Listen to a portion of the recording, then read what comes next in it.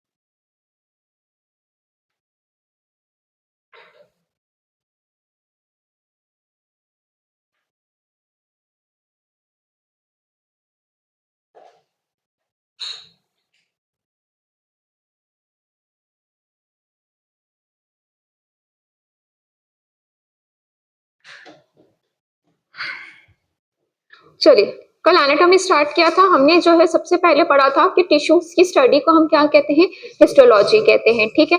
उसके बाद हमने क्या कहा था कि जो टिश्यूज जो रहते हैं वो कॉमन ओरिजिन के रहते हैं, assign together usually to perform a common function, ठीक है।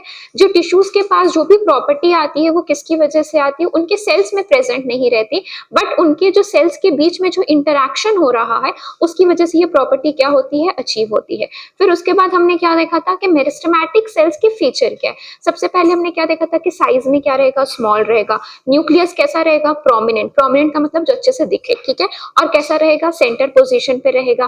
फिर इसकी सेल वॉल कैसी रहेगी, थिन रहेगी, मेनली सेलुलोज की रहेगी। वैक्यूल का यहाँ पर कुछ काम नहीं है, तो अगर या तो एब्सेंट होगा और अगर या तो स्मॉल होगा तो कहाँ पर होगा, पेरीफेरी पे होगा, ठीक है। इसके अलावा हमने क्या देखा था कि इसके पास अच्छा खासा प्रोटोप्लाज्मा का कंटेंट है, ये सब देखा था, ठीक है। इसके अलावा कोई और पॉइंट, स्मॉल साइज का था, यही सब देखा था।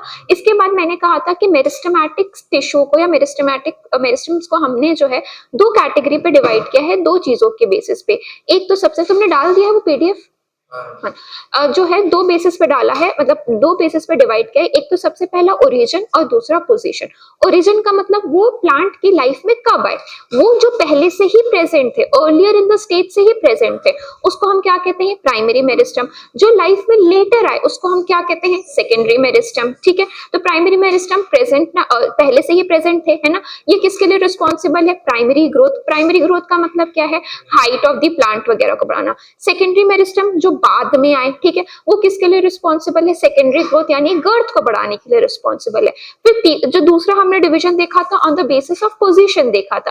तो पोजीशन में क्या था, एपिकल था, इंटरकैलरी था और लैटरल था। एपिकल मेरिस्टम यानी जो एपेक्स में प्रेजेंट रहता है, रूट या शूट की, तो हमारा रैम था और हमारा सैम था। RAM was root apical meristem, shoot apical meristem था।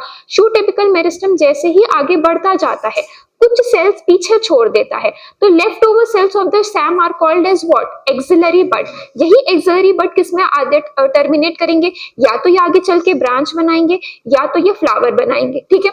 उसके बाद मैंने आपको कल एक डायग्राम भी दिखाया था, उससे मैंने आपको क्या समझाया था कि अगर पूछा जाए कि लीव्स कहाँ से ओरिजिनेट होती है, तो लीव्स कहाँ से ओरिजिनेट होती है, आपके एपिकल बड से ओरिजिनेट होती है, ठीक है। वहां पर एक वर्ड था प्रोटोडर्म, प्रोटोडर्म आपको दिखाया था। प्रोटोडर्म क्या रहता है, बाद में यही प्रोटोडर्म जो है वो क्या बनाएगा, आगे चल के एपिडर्म बनाएगा। अब जो नेक्स्ट है हम बात करने वाले हैं इंटरकैलरी मेरिस्टम के बारे में, ठीक है। तो ये बहुत इजी है। इंटरकैलरी मेरिस्टम कहाँ रहता है, ऑब्वियसली बात है इंटरनोड्स में प्रेजेंट रहता है, आपको इंटरनोड्स पता ही होना चाहिए। ये नोड है, ठीक है, ये नोड है और ये नोड है, ठीक है। इसके बीच की जो स्पेस है उसको हम क्या कहते हैं, इंटरनोड। उसके बेसिस पे जो रहता है ये आपका इंटरकैलरी मेरिस्टम प्रेजेंट रहता है। हम यूजुअली कहते हैं कि ये जो मेरिस्टम है दो परमानेंट टिश्यू के बीच में जो रहता है वो लाई करता है।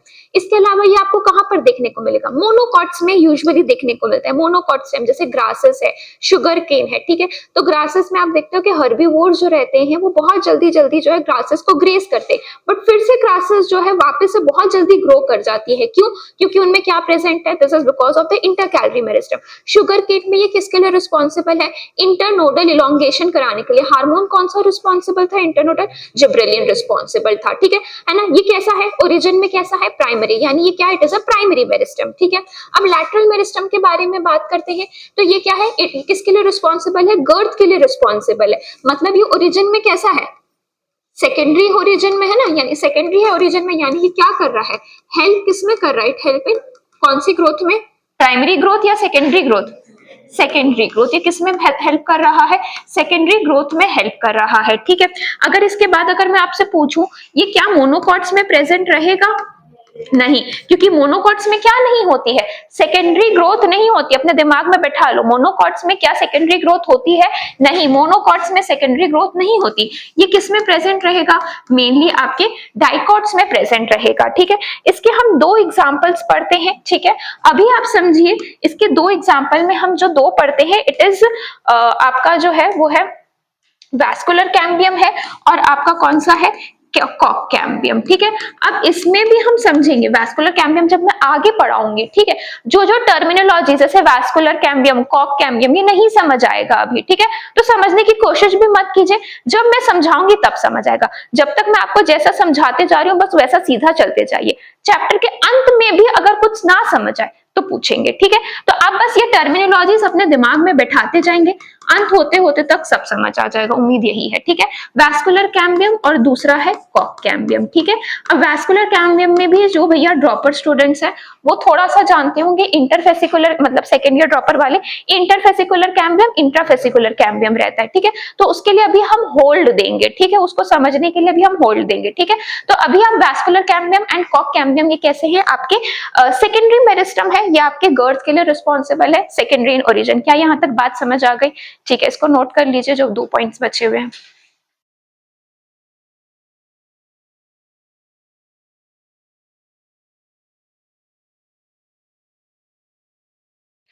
उम्मीद कर रही हूँ आप लोगों ने डिफरेंशिएशन, डी डिफरेंशिएशन और रीडिफरेंशिएशन आप लोग पढ़ के आए होंगे, है ना।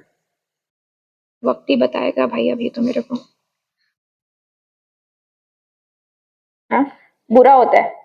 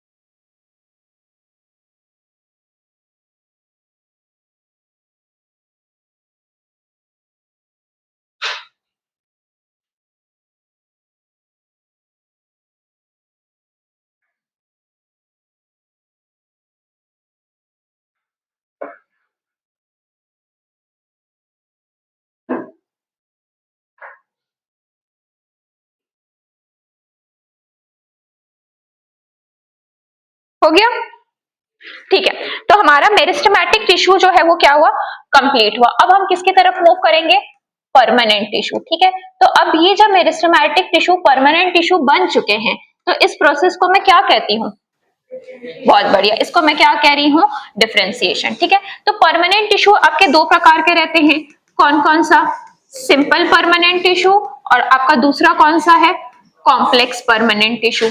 सिंपल परमानेंट टिश्यू बोले तो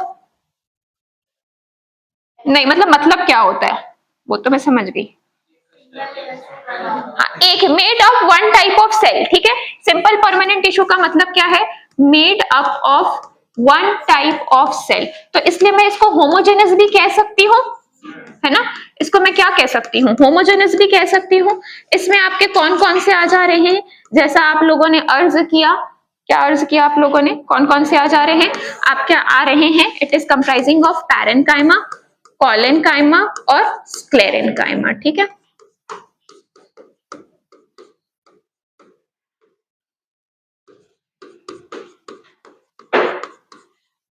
ठीक है, अब आपका कॉम्प्लेक्स परमानेंट टिश्यू आ रहा है। कॉम्प्लेक्स परमानेंट टिश्यू का मतलब ऑब्वियसली बात है एक सेल से मतलब डिफरेंट टाइप ऑफ सेल से बना हुआ है, ठीक है। इसमें आपका कौन कौन सा आ रहा है, it is comprising of xylem and आपका दूसरा कौन सा है, फ्लोएम। जाइलम और फ्लोएम को हम एक साथ क्या कहते हैं, वैस्कुलर बंडल्स, है ना। अच्छा हुआ कॉम्प्लेक्स परमानेंट टिश्यू नहीं बोल दिए, ठीक है।